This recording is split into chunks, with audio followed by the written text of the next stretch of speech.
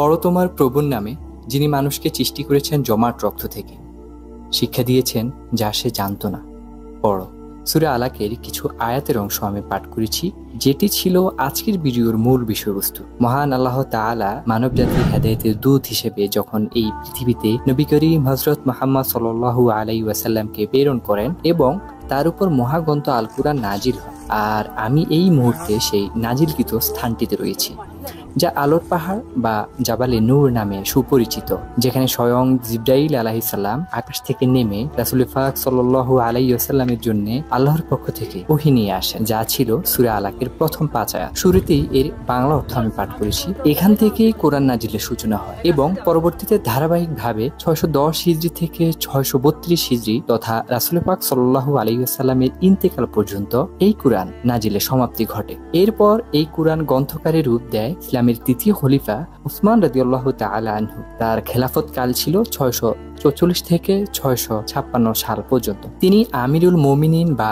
বিশ্ববাসীদের নেতা হিসেবে তার খেলাফতকালের সময় হুযাইফা ইবনে ইয়েমিনি রাদিয়াল্লাহু তাআলা এর পরামর্শে এই দায়িত্ব পালন করেন, যার জন্য তাকে আজও জামিউল কুরআন বা কুরআন সংকলনকারী বলা হয়। যাই হোক, আমরা জাবালে নূর তথা আলোর পাহাড়ে ফিরে যাই। এই সেই পাহাড় যেখানে রাসূল পাক সাল্লাল্লাহু আলাইহি ওয়াসাল্লাম 3 দিন 3 রাত এই পাহাড়ের গুহায় অবতীর্ণ করেন। যখন তিনি এখানে অবতীর্ণ অবস্থা ছিলেন, তার জন্য মা খাদিজা রাদিয়াল্লাহু তাআলা এই 2500 ফিট উচ্চতায় খাবার নিয়ে যেতেন। এই পথ এত কষ্টের, সেটা ওইটা উপরে না উঠলে জানতাম না।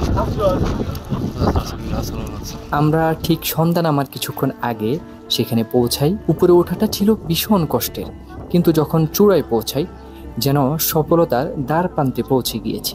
এক অন্যরকম একটা শান্তি লাভ করতে পেরেছি সেখানে উঠে। এখানে বিশেষ করে হাজী সাহেবগণ এটি পরিদর্শন করেন, বিশেষ করে যারা উমরা হজ করতে আসে, বড় হজ করতে আসে। হজের কথা যেহেতু বলছি, তাহলে নিচের এই ভিডিওটি আপনি দেখতে পারেন, যা উমরা হজের নিয়ম কানুন সম্পর্কে তুলে ধরা হয়েছে। আমি ঠিক জাবালে নূরে পৌঁছানোর পর আমি তেমন ভিডিও করতে পারিনি, কারণ ফোনের চার্জ শেষ হয়ে গিয়েছিল। তাই আপনাদের ভিতরের যে রাসূল পাক সাল্লাল্লাহু আলাইহি ওয়াসাল্লাম যেখানে অবস্থান করেছিল সেই অংশটি দেখাতে পারছি না। ইনশাআল্লাহ পরে কোনো এক সময় গেলে আমি আপনাদের দেখানোর চেষ্টা করব। এই সেই জাবালে নূর, যেখানে একই সাথে 3টি নূর একত্রিত হয়, যার জন্য এই পাহাড়কে নূরের পাহাড় অথবা জাবালে নূর নামে ডাকা হয়ে থাকে। আমি একেবারে ভিতরে ঢুকে পাথরটিতে চুম্বন করি, যেখানে রাসূলুল্লাহ সাল্লাল্লাহু আলাইহি ওয়াসাল্লাম ধ্যান করতেন, যেখানে রয়েছে 3টি নূরের ছোঁয়া। সুবহানাল্লাহ। কুরআন একটি নূর, জিবরাইল আলাইহিস সালাম একটি নূর, রাসূল পাক সাল্লাল্লাহু আলাইহি ওয়াসাল্লাম ছিলেন আরেকটি নূর।